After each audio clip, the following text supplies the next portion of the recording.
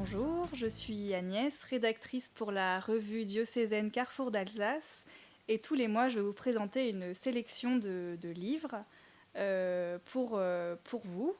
Alors, ce mois-ci, une sélection spéciale Noël, puisqu'on est au mois de décembre, avec un très beau livre sur Sainte Odile, dont on fête les 1300 ans de la mort de Sainte Odile en 2020.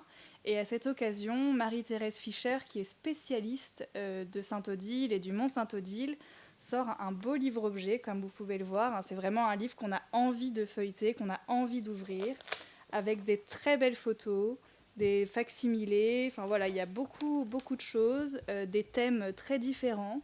Donc un thème par double page. Et voilà, qu'on peut picorer. Donc on n'est pas obligé de lire d'un coup, on peut lire voilà, 2 pages et puis refermer le livre.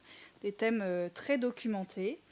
Voilà, un beau cadeau pour Noël et une vraie référence pour Sainte-Odile, puisque Marie-Thérèse Fischer, encore une fois, grande spécialiste de la question.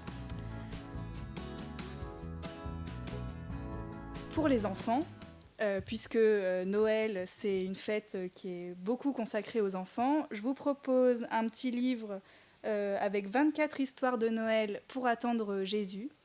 Alors ça fonctionne un petit peu comme un calendrier de l'Avent, mais sous forme d'histoire, puisqu'en fait, chaque jour, on vous propose une histoire à lire à votre tout petit, à partir de 6 ans, une histoire assez courte, et qui lui permet d'attendre Noël.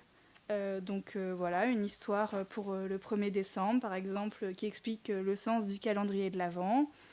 Donc on suit vraiment l'année liturgique. Et petit à petit, les enfants vont rentrer dans le mystère de Noël à travers ces petites histoires quotidiennes. Donc c'est vraiment un livre qu'on vous recommande et un livre coup de cœur du CEDIDOC. Enfin, un livre sur les moines de Tibérine.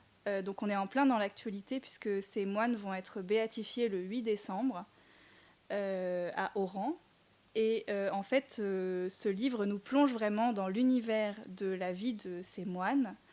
Et il est très riche d'éléments sur l'histoire de l'Algérie.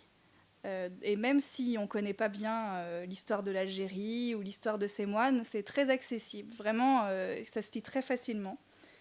Et avec aussi à l'intérieur des photos du monastère, des photos des moines, etc.